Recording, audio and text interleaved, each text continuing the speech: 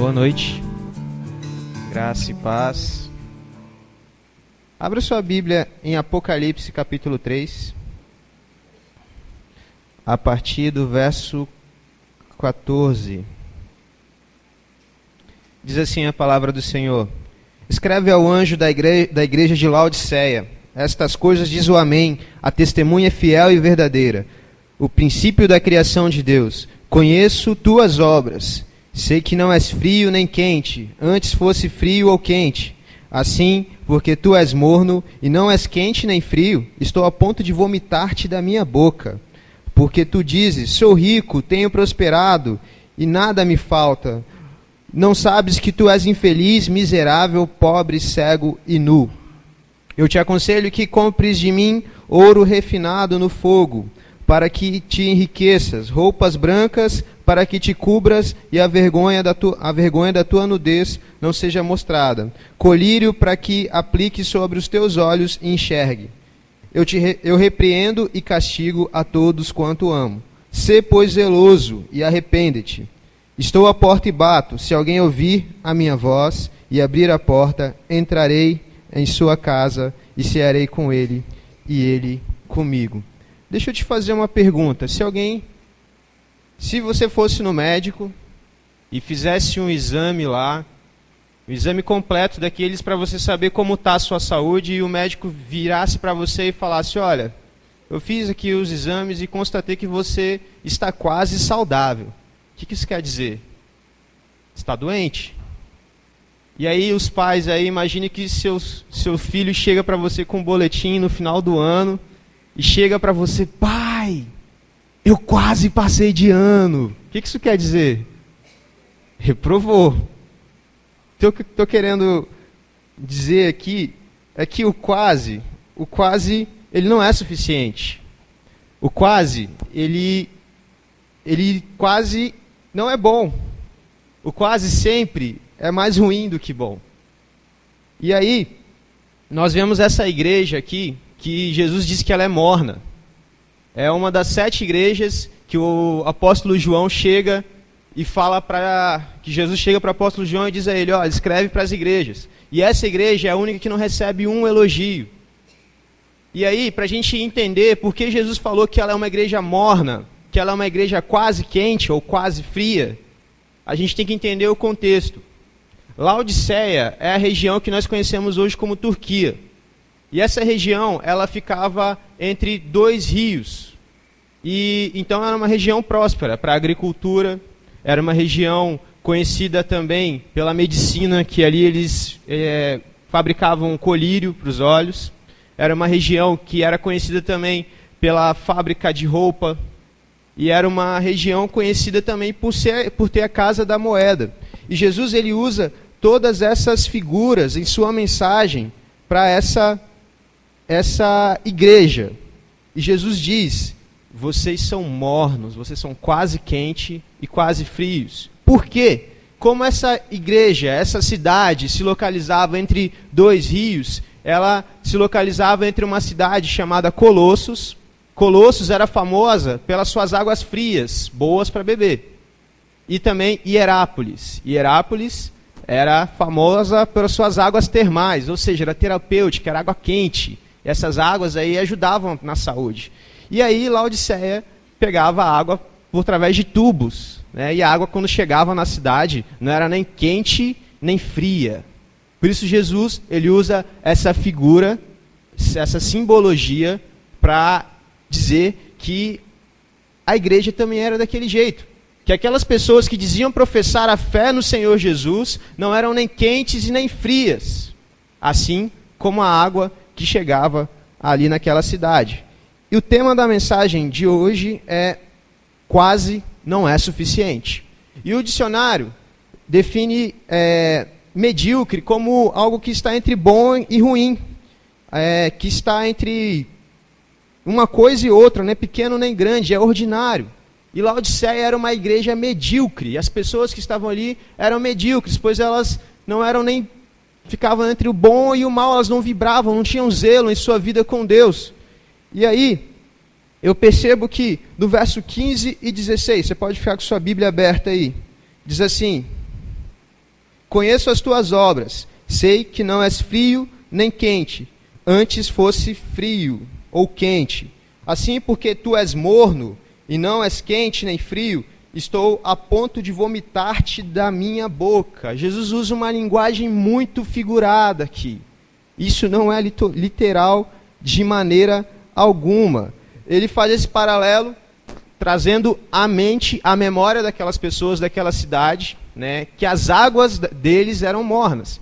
E aí alguns estudiosos vão dizer que algumas pessoas, ao beber aquela água, vomitavam, ficavam enjoadas. E Jesus, ele está dizendo, olha, vocês são igual à água da cidade de vocês. Vocês dão enjoo em mim. E parece forte Jesus dizer isso, que algumas pessoas dão enjoo nele, dão nojo nele.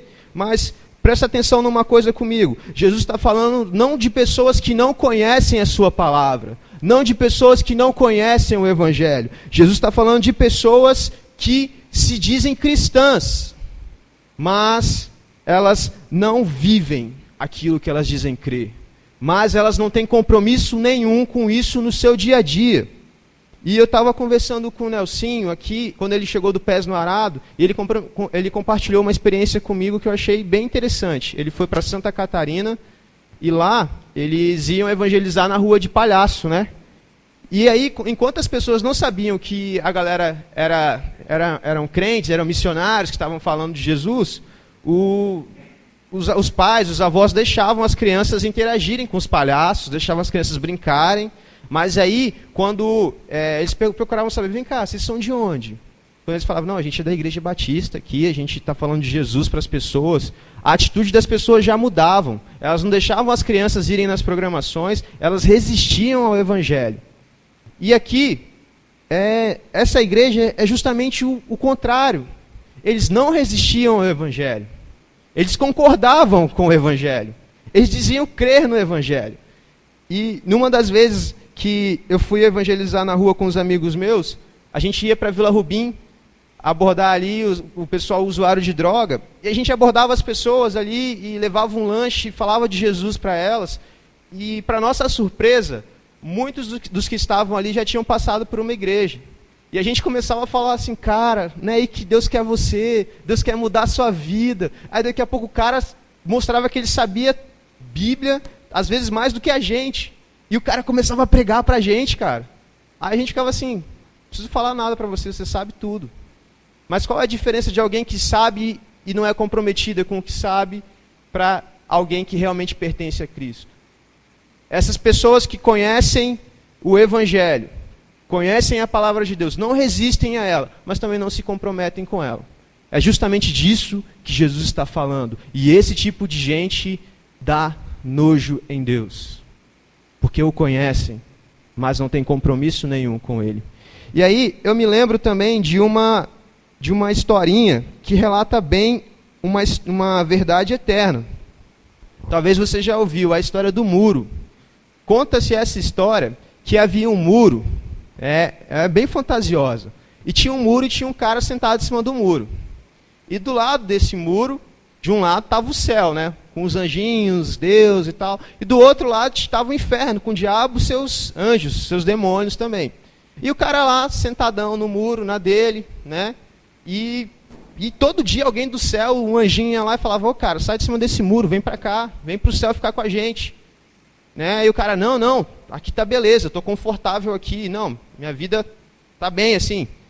E aí no outro dia, ia outro anjinho lá, ia no cara do muro e falava, cara, vem para cá, sai de cima desse muro, vem para cá. E aí, todo dia isso acontecia. E aquele cara foi ficando intrigado. Porque todo dia o pessoal do céu chegava para ele, cara, sai de cima do muro, vem para cá. E o pessoal do inferno não estava nem aí para ele. Aí ele chegou lá, chegou para um dos demônios que estavam lá, do outro lado, falou assim, vem cá, por que o pessoal do céu todo dia me chama para sair de cima do muro e vir para cá, e vocês não estão nem aí para mim?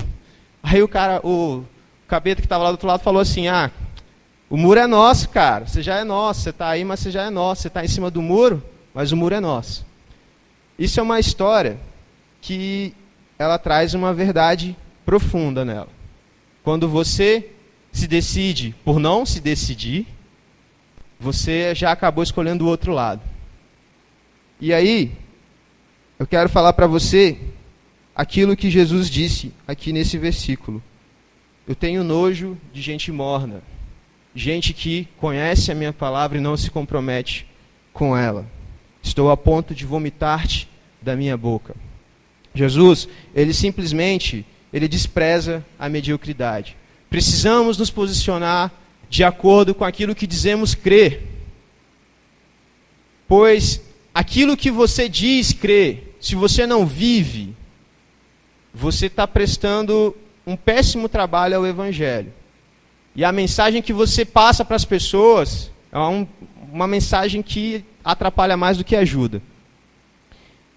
E aí, se você não vive aquilo que você diz crer, você é semelhante a essas pessoas, mornas, medíocres, quase fiéis, quase santas, quase cristãs.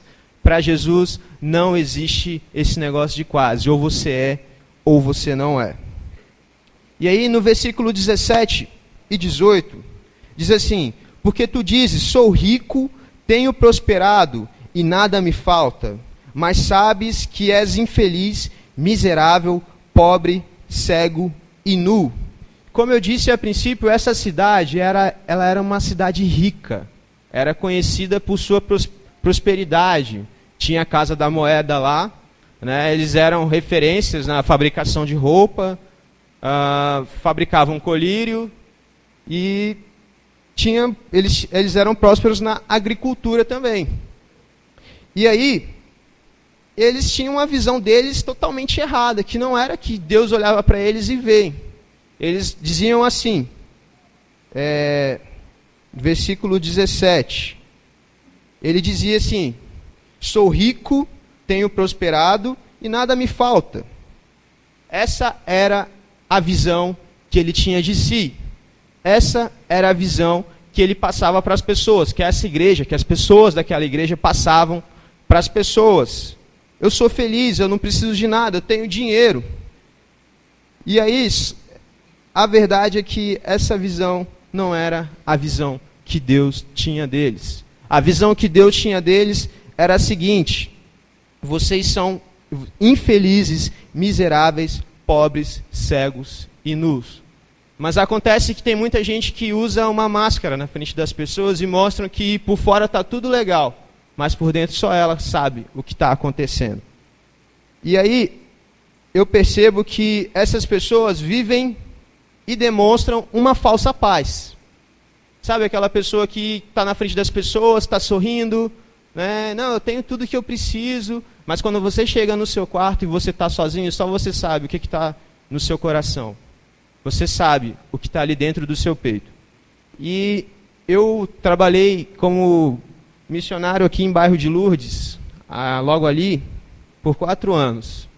E ali, se você for observar aquele bairro, parece com Maruípe. É um bairro onde as pessoas têm uma condição de vida boa, é um bairro muito tranquilo. Só que, trabalhando ali por todo esse tempo, nós percebemos que aquele bairro ele só demonstrava estar em paz. Mas, na verdade, aquela paz era uma paz falsa. E me lembro de uma tarde de quinta-feira, onde a rotina normal estava se seguindo, não se ouvia muito barulho na rua, quando a gente ouve barulho de tiro na rua. E a gente foi descobrir que se tratava de um suicídio, a 1 quadra da congregação. O cara deu um tiro na cabeça. E aí, se a gente fosse olhar para a vida do cara, humanamente falando, o cara tinha uma vida que muita gente quer. O cara tinha um trabalho, ele era concursado público, ganhava muito bem, tinha uma casa boa, tinha um carrão na garagem, o cara era jovem. E eu te pergunto, por que o cara tirou a vida dele? O cara tinha tudo, tinha dinheiro, mas não tinha o essencial. Se você tiver tudo na sua vida, se você tiver todo o dinheiro do mundo, e se você não tiver a paz de Cristo no seu coração, você não tem nada, isso não vai adiantar nada. E aí, ali aquele cara, ele demonstrava para as pessoas, para quem olhava para ele: eu sou rico, eu sou feliz, eu tenho tudo o que eu preciso. Mas dentro do coração dele, para o cara chegar ao ponto de te dar um tiro na cabeça, estava faltando algo muito grande na vida dele. E aí, não adianta, você pode mentir para todo mundo. Você pode enganar todos os seus amigos, a sua família. Talvez você consiga mentir até para você. Aí você passa a chegar a um ponto de acreditar na sua máscara, no seu personagem. Mas existe uma pessoa que você não pode mentir, que você não pode enganar, dizendo que está tudo bem quando não está tudo bem. E é Deus. E Ele olha para você, Ele sabe exatamente o que você está sentindo, Ele sabe exatamente o que você está passando, as suas guerras, as suas lutas interiores. E Ele sabe o que você está sentindo. Não importa o quão bom ator que você seja, Ele sabe exatamente o que você está passando. E eu percebo também que a autossuficiência nos afasta de Deus. Você quer ver uma coisa? Aquela cidade, aquela igreja, tinha dinheiro e estava indo tudo muito bem. E percebe uma coisa na sua vida. Quando as coisas estão muito bem, a nossa tendência, sabe qual é? A gente esquecer um pouco de Deus. Como se a gente falasse assim, não, Deus, tá beleza, ó, tô levando legal, estou conseguindo administrar bem minha vida. Depois a gente troca ideia, depois, quando eu estiver mal, eu corro para o Senhor. E aí, quando as coisas começam a dar errado, a gente fica perguntando, mas por quê? Porque é exatamente disso. A autossuficiência nos afasta de Deus. Eu louvo a Deus quando eu percebo as minhas fraquezas. Eu louvo a Deus porque nesse momento eu percebo o quanto eu preciso dele. E aí, quando as coisas vão muito bem na nossa vida, a nossa tendência é essa. E foi isso que aconteceu com aquela igreja, com aquelas pessoas, por estarem tão bem, eram prósperas, tinham dinheiro, tinham tudo o que se podia desejar. Mas Jesus olhava para ela e dizia, vocês são pobres, miseráveis, cegas e nuas. Vocês não conseguem enxergar quem de fato vocês são. Vocês mentem tanto na aparência de vocês que vocês acabam acreditando na mentira de vocês. E a visão que Jesus tinha daquelas pessoas, que ele mostra no versículo 18, vocês precisam comprar ouro refinado de mim. E que ouro refinado é esse? A palavra de Deus nos diz que existe um tesouro verdadeiro que a gente deve buscar, que é o tesouro no céu. Se você tiver bens materiais aqui, você pode ser assaltado, você pode levar um tiro e vai ficar para quem isso daí? O ladrão rouba aqui, e o verdadeiro lugar que você deve ajuntar tesouro não é aqui. Caixão não tem gaveta. Você tem que juntar tesouro no céu. Vive para ser reconhecido no céu, não só diante dos homens. E aí Jesus, ele diz mais àquelas pessoas, vocês precisam comprar vestes brancas. E quando Jesus diz, compre ouro de mim, lembra que a cidade era rica e tinha a casa da moeda? Não adianta nada você ser rico financeiramente e ser pobre por dentro, pobre espiritualmente. E Jesus diz, compre roupas para cobrir a sua nudez. Eles tinham uma fábrica de roupas e tapetes ali, mas espiritualmente eles eram nus. Eles não tinham nada, eles eram pobres. E colírio para enxergar. Quando a gente se compromete a enxergar o mundo através da ótica da palavra de Deus, a gente enxerga as coisas como elas verdadeiramente são. E aquelas pessoas, eles não enxergavam as coisas como elas verdadeiramente eram. E Jesus, com a sua visão, ele enxerga quem você realmente é. Mesmo que por fora, mesmo que diante das pessoas você seja muito bem sucedido, ele sabe como está o seu coração. Ele sabe que mesmo você tendo tudo, e se você não tiver ele, você ainda sente que falta alguma coisa em sua vida. E aí, versículo 19, ele diz assim, eu repreendo e castigo a todos quanto amo, sê pois zeloso e arrepende-te. Lembra que eu falei que a gente tem uma tendência natural a que quando as coisas estão indo bem, nós nos afastamos um pouco de Deus, está dando tudo certo, não preciso do Senhor agora, ok? E aí, quando a gente se afasta de Deus, a palavra de Deus nos diz que Ele disciplina a todos quanto ama. E aí, Provérbios 3,12 diz assim, pois o Senhor disciplina quem ama, assim como o pai faz ao filho quem deseja bem. Eu fico vendo os pais quando um filho vai fazer uma bobagem. Aí o pai diz, olha, não faz isso, você vai se machucar. E aí o filho é teimoso, não, pai, eu entendo, deixa eu fazer. E aí ele vai e faz. Quando um filho apronta, um pai amoroso não deixa de corrigi-lo. Quando um pai deixa de fazer isso, ele acaba criando um verdadeiro monstro, porque o filho não cresce sem limites. E Deus, ele faz isso com a gente. Deus, ele disciplina a gente quando a gente faz bobagem. Porque ele nos ama, assim como um pai amoroso. E a disciplina de Deus nas nossas vidas, ela tem por objetivo o nosso arrependimento. E aí, a gente tem que ter muita sensibilidade e muita humildade. Talvez o rumo que você tem tomado em sua vida não seja o rumo que Deus queira para você. E Deus está falando de diversas maneiras para você. Deus está gritando para você, olha, não é isso que eu quero para você. E você sabe que não é, só que muitas vezes a gente insiste no erro. E Deus disciplina a gente. Deus disciplina a quem Ele ama. Assim como um pai amoroso disciplina o seu filho. E ainda, no versículo 20, e para surpresa geral, Jesus fechando esse texto, ele diz o seguinte: estou à porta e bato. Se alguém ouvir a minha voz e abrir a porta, entrarei em sua casa e cearei com ele, e ele comigo. E para surpresa geral, Jesus, ele começa falando para uma igreja. A gente entende que eram pessoas que criam em Jesus, que professavam publicamente sua fé nele. E ele chega no final desse texto joga uma bomba assim. E ele diz, eu estou do lado de fora, eu não estou aí no meio de vocês. Existem pessoas que dizem crer em Jesus, e é normal, nós vivemos num país que é de maioria cristã.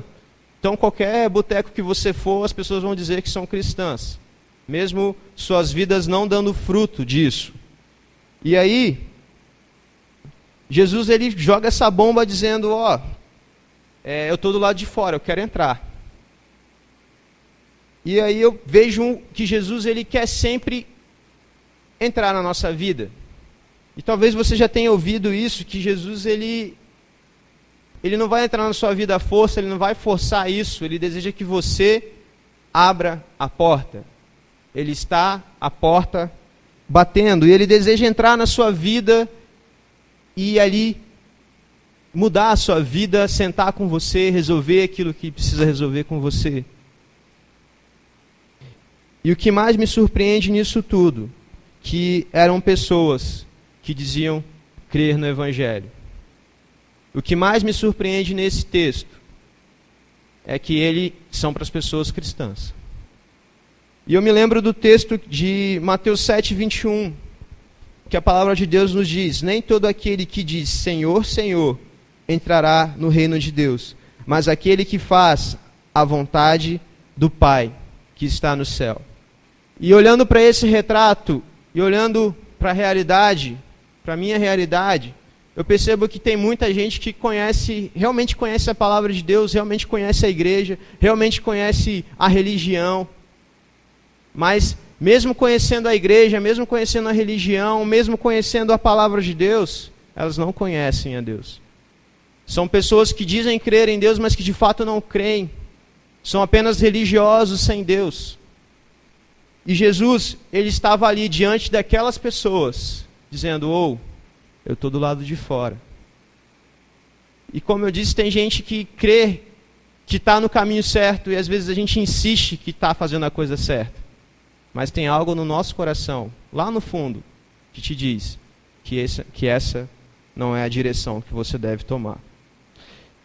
E aí, eu chego à seguinte conclusão. Mesmo que tem muita gente que vai continuar nesse caminho. Tem muita gente que vai continuar em cima do muro. Tem muita gente que vai continuar sendo amiga do Evangelho, que vai concordar com tudo aquilo. Vem beleza, legal, Jesus. Só que quando sai dali para fora, parece que nada mais faz sentido, como se Deus existisse só aqui dentro. Eu quero dizer para você que Deus está muito interessado também no que você faz lá fora.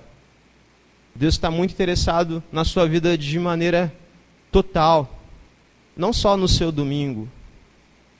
Talvez você tenha aprendido e você venha aos cultos porque você sempre veio, que sua mãe te trouxe.